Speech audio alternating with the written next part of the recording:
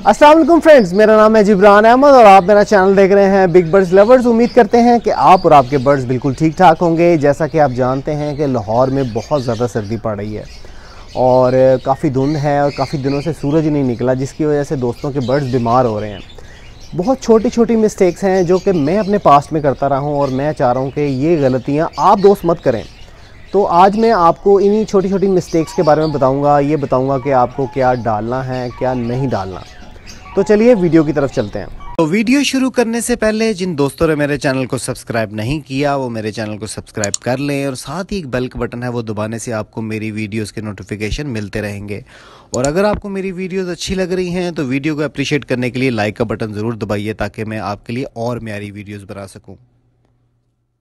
जी friends, तो आपको जो है सबसे ज़रूरी बात जो मैं आपको बताना चाह रहा हूँ कि इस सर्दी के मौसम में पानी बहुत ज़्यादा ठंडा हो जाता है। कुछ दोस्त जो हैं वो पानी को वैसे ही रहने देते हैं और जो है वो पानी सुबह डाला और अगले दिन चेंज किया। तो आपने ऐसा नहीं करना। आपने सुबह के टाइम जो आपने नीम गर्म पानी जो होता है वो आपने बर्ड्स को देना है और दोपहर के टाइम आपने थोड़ा सा पानी उसमें गर्म और ऐड करना है। ये नहीं कि पानी बहुत ठंडा रहे। और रात को आपने सोने से पहले पानी निकाल देना है। अब बहुत सारे दोस्त में से पूछ रहे थे कि अगर बच्चे निकले हों तो क्या हमें पानी निकालना चाहिए। तो जी, आप बिल्कुल निकाल सकते हैं। ये मेरी सालों की प्रैक्टिस है।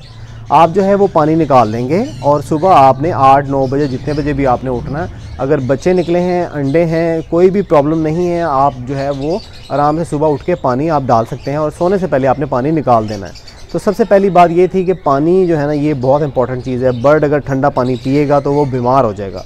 बर्ड को ज़्यादा गर्म पानी भी नहीं देना, बिल्कुल नीम गर्म जिसमें आप इजीली आप अपने पानी को अपने हाथ को पानी में डिप कर सकें, तो वो अपने पानी देना है। दूसरी चीज़ें, ऐसी चीज़ें जो बर्ड के लिए बहुत फ़ायदेमंद हैं लेकिन इस मौसम में बर्ड को कोराइज़ा होने का ख़तरा होता है, जैसे कि सेब बर्ड के लिए बहुत अच्छा है, सेब डालते हैं। लेकिन ऐसे मौसम में जब सर्दी बहुत ज़्यादा है और सूरज नहीं निकल रहा, आपने बर्ड को सेब नहीं डालना। बड़े बर्ड्स को स्पेशली हम डालते हैं सेब।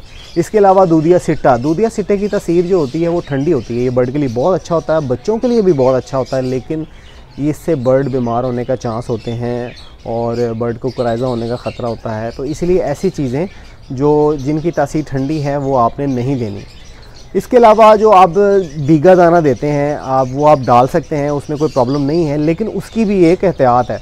जैसे कि मैं अब डालता हूँ, मैंने जो है वो रात को जो है वो दाना भिगो के, जिस बच्चे निकले हैं बच्चों को तो डालना पड़ता ही है कुछ ना कुछ सॉफ्ट फूड। तो एग ब्रेड जो है वो सबसे बेस्ट चीज़ है। एग ब्रेड जो है वो आपने डेली बेसिस पे डालना है। एग ब्रेड में कोई प्रॉब्लम नहीं है, एग ब्रेड आप बनाएं, बर्ड को एग ब्रेड डालें। और इसके अलावा आप अगर भीगा दाना डालना चाह रहे हैं, बड़े परिंदों को वैसे देना चाह रहे हैं, सॉफ्ट फूड के तौर पे देना चाह रहे हैं, तो उसका भी मैं आपको तरीका बताता हूँ। जैसा कि ये मैंने जो है वो रात को भीगा हुआ दाना भिगो के रखा हुआ था और ये जो है ये अब बिल्कुल रेडी है। इसमें जो है सारा ये अब थोड़ा थोड़ा आपको गीला नज़र आ रहा है। तो कुछ लोग जो गलती करते हैं, आप दाना उन्होंने जो है वो इसमें रखा, भीगा हुआ दाना पानी से निकाला, थोड़ी देर रखा और उसके बाद बर्ड को डाल दिया, लेकिन ये जो है ये अभी भी गीला है। तो आपने कभी भी ऐसे नहीं डालना। आपने कोई भी मलमल का कपड़ा ले लेना है, कोई भी आप कपड़ा ले लें और इसको आपने ड्राई करने के बाद आप जो देखें, आपने इसको इसमें ऐसे डाल लेना। डालने के बाद आपने इसको अच्छी तरह से ड्राई करना है। जब तक ये ड्राई नहीं होगा आपने बर्ड को नहीं डालना। ये आप देखें कपड़ा जो है वो गीला होना शुरू हो गया है।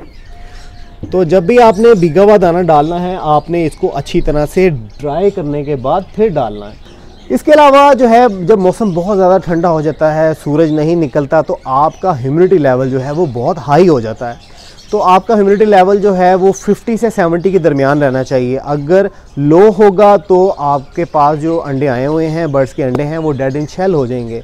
और अगर ह्यूमिडिटी लेवल आपका 70 से ऊपर चला गया, 75, 80, समटाइम रात के टाइम जब मैं देखता हूँ तो 99 हुआ होता है और मेरा ऑलरेडी नुकसान हो भी चुका है। मैं आपको जो है वो आने वाली वीडियोज़ में जब दिखाऊँगा कि एग की कैंडलिंग कैसे करते हैं तो उसमें आपको दिखाऊँगा डेड इन शेल जो एग होते हैं वो कैसे होते हैं। तो जब ह्यूमिडिटी लेवल आपका हाई होगा तब भी आपके जो है वो अंडों के चांसेस होंगे कि वो डेड इन शेल हो जाएंगे।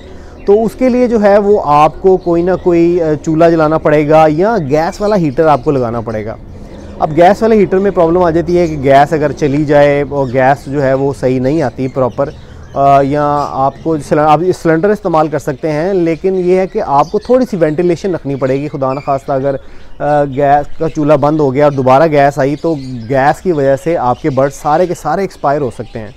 तो मैं एक आपको छोटा सा दिखाता हूँ। मेरे पास जो हीटर है उसमें मैं जो गीज़र लोगों ने लगाया होता है, पानी वाला गीज़र, उसमें एक थर्मोस्टेट लगा होता है। अगर वो थर्मोस्टेट अगर आप लगवा सकते हैं किसी से भी, अपने अच्छे से कोई अच्छा सा हीटर ख़रीदें, उसमें थर्मोस्टेट लगवा दें, उससे फ़ायदा होगा कि अगर आपका हीटर बंद हो गया तो आपकी गैस जो है वो लीक नहीं होगी। तो आइए मैं आपको अब अंदर चलता हूँ और दिखाता हूँ कि मैंने जो ह्यूमिडिटी लेवल को मेंटेन करने के लिए क्या इंतज़ाम किए हैं। तो चलिए अंदर चलते हैं। जी फ्रेंड्स, तो शेड के अंदर हम आ चुके हैं और इस वक्त मैं आपको अपना टेम्परेचर दिखाता चलूँ। 12.9 है और इस वक्त जो है वो दोपहर का तकरीबन 1 बज चुका है और हमारा ह्यूमिडिटी लेवल जो है वो 69% है। वैसे ही जो है ये तकरीबन 80 to 90% था। तो ये जो है ये ठीक नहीं होता बर्ड्स के लिए।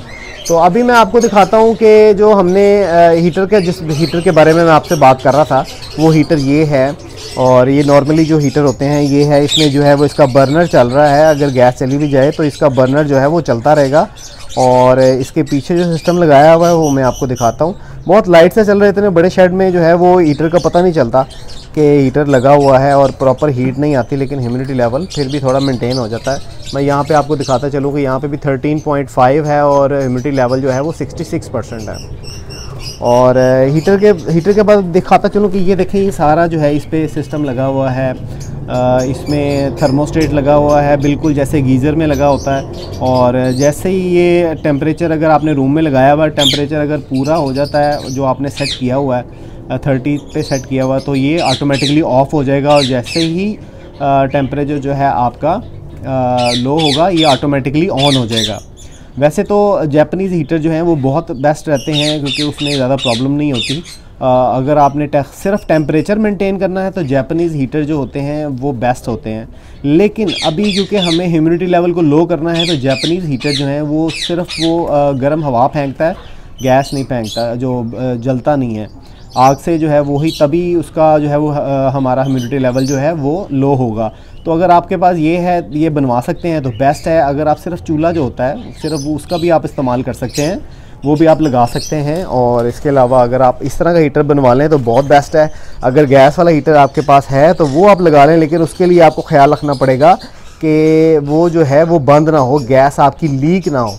गैस लीक होगी तो आपके बर्ड्स एक्सपायर होने के चांसेस हैं। इसके अलावा आपको जो है वो थोड़ी सी वेंटिलेशन रखनी पड़ेगी। जैसा कि आप ऊपर अगर गौर से देखें तो ऊपर जो है वो मैंने प्लास्टिक नहीं लगाया हुआ, और ऊपर आप देखें तो सारा आपको ऊपर ओपन नज़र आएगा। ये सारी वेंटिलेशन है। और इसके अलावा हम अगर आगे जाएं तो यहाँ पे अगर आप देखें तो प्लास्टिक जो है, यहाँ पे भी मैंने कोई प्लास्टिक नहीं लगाया हुआ। प्लास्टिक सिर्फ दरवाजे पे है, ऊपर नहीं है। तो यहाँ से वेंटिलेशन है। अगर खुदा न खास्ता गैस लीक भी होती है तो बर्ड को कोई प्रॉब्लम नहीं है। जी फ्रेंड, तो अब जो है वो हम चलते हैं जावा की कॉलोनी के अंदर। बहुत सारे दोस्तों ने जावा भी लगाई होगी और इसके अलावा दूसरे बर्ड्स भी लगाए होंगे। और जो है वो हम देखते हैं कि जावा की कॉलोनी में बच्चे भी निकले हैं, तो उसके लिए हमने क्या हिफाजती इंतजाम किए हैं। तो आइए जावा कॉलोनी के अंदर चलते हैं। ये आप देख रहे हैं, ये जो है ये सारी फ़ोन जावा लगी हुई है और माशाल्लाह से बच्चे भी बहुत ज़्यादा निकले हुए हैं। और हमारे जो मुख्तार भाई हैं ये जो हैं ये क्या कर रहे हैं, ये हम इन्हीं से ही पूछते हैं। जी अस्सलाम वालेकुम मुख्तार भाई, कैसे हैं? वालेकुम अस्सलाम। जी मुख्तार भाई, आप ये बताएं, आप ये क्या रहे हैं?